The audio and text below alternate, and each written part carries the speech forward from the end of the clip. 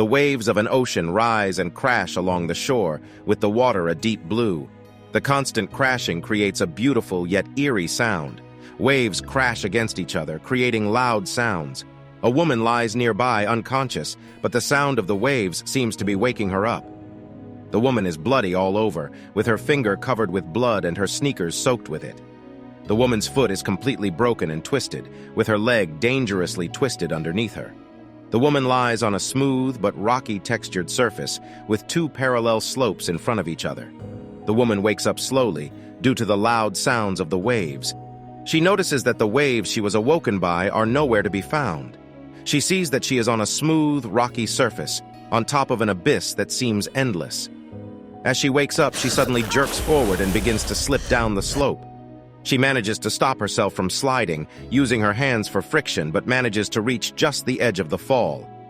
The woman is unable to stand or walk due to her foot, so she relies on her hands and body to save her right now.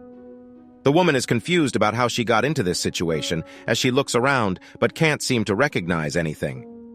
Looking around, the woman finds herself on a curve above the abyss, with her foot dangling off the edge.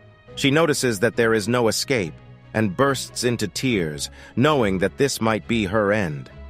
Suddenly, she hears a voice coming from the abyss, a deep screech that stops her tears as she begins to worry about what is down there. The woman becomes more determined to get herself out of this situation. She waits for the sound to come again, and it does. With more intensity, as the creature below screeches louder. Looking around, she notices that she has no grip on anything and begins screaming in pain and fear. Her hands try to find some area to grip and manage to hold on to the textured area. The woman takes some deep breaths, determined to live despite these circumstances. She looks around for an idea, but decides that she has to drag herself up. Using her good foot, she manages to maneuver herself up, bringing her foot up in a folded position. She puts her hand on the rocks next to her, using her fingertips to find ridges in the rock for better hold. Her fingertips are blooded up. However, she does not give up hope and manages to wedge her fingertips in the ridges of the rock she lies on.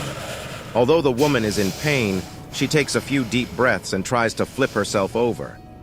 The movement of her broken foot causes her pain, but she persists, using all of her strength to push herself over. The woman tries to turn herself over, believing that if she was lying on her stomach, she could be more successful in dragging herself up. However, just as she manages to maneuver herself into position, she slips and slides further down the slope. She uses her hands to stop her fall again, causing them to rub harshly against the textured rock. Waiting for a while, knowing that any sudden movements could cause her to fall, she pauses for a few seconds to think of what else she can do to get out of this situation. She practices her breathing and looks up at the graying sky.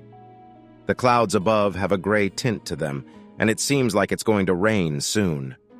The woman realizes she has to drag herself out soon, otherwise the rain will cause her to slip down. The woman then looks at her hands, which have been bloodied and damaged by the sharp rock texture around them. The blood is making her fingers stick together, which causes her immense pain to peel apart. There are little rocks stuck in her hands, due to the friction against the rock her hands held grip against. Her hands are heavily damaged, but the woman ignores this and tries to think of ways to continue using her hands. Knowing that she needs her hands for friction and that the blood will make it difficult for her, she decides to wipe her hands against her jacket. She slowly brings her hand to her chest, and despite being in a world of pain, manages to wipe off most of the blood. The rocks make it more painful for her, but she doesn't let this stop her. She blows on her hand, wincing in pain. She completes the same step with her other hand and blows on it as well. Knowing that she will have a better grip this time, she decides to try pushing herself up again. She slowly places both hands back on the surface and begins dragging herself up. Using her hands and legs, she manages to drag herself up one time. She wipes her hands on her jacket again and continues dragging herself up, using both her hands and one foot. The woman does this a few times, each time making some progress toward escaping. While she's blowing on her hands one time, she notices another curve right in front of her, which has bloody handprints. She realizes that just like her, maybe someone else was trying to avoid falling into the abyss.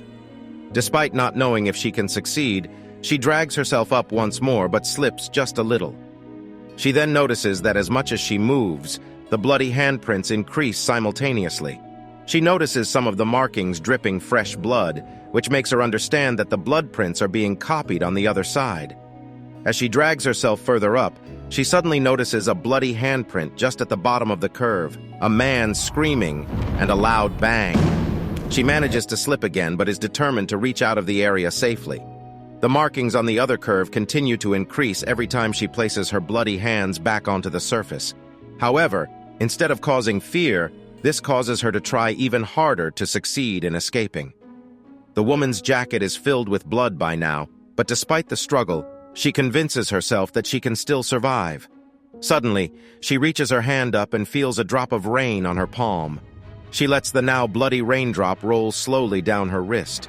She hears thunder, and it begins raining heavily, to the point where she is completely soaked.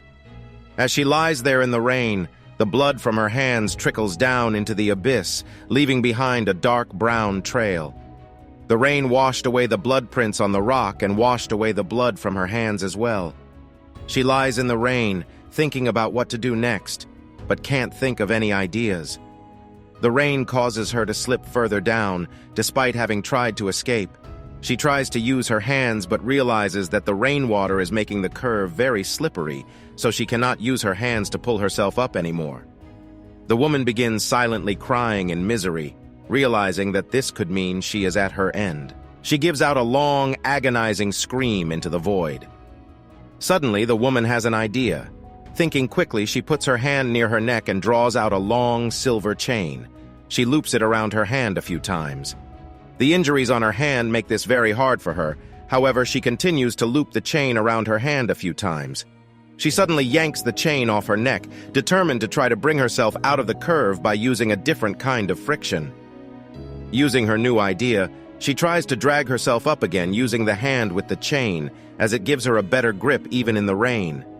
The chain is bloody from her hand and wet from the rain, but she still attempts to use it to her advantage. The woman is desperate for any way to survive, despite the chances of survival being low. Using her last bit of energy, she pushes herself up once more, determined to make it out alive. However, she manages to fall deep down, slipping into the abyss despite her efforts to live. The rain cleans out the blood from the two parallel slops, showing the area as if no one was ever even there. The void is silent, no noises can be heard, and it's as if the woman never existed on the curve. The end. Thank you for watching. Be sure to like our channel and subscribe if you enjoy content like this. Also, let us know what movie you would love us to recap for you.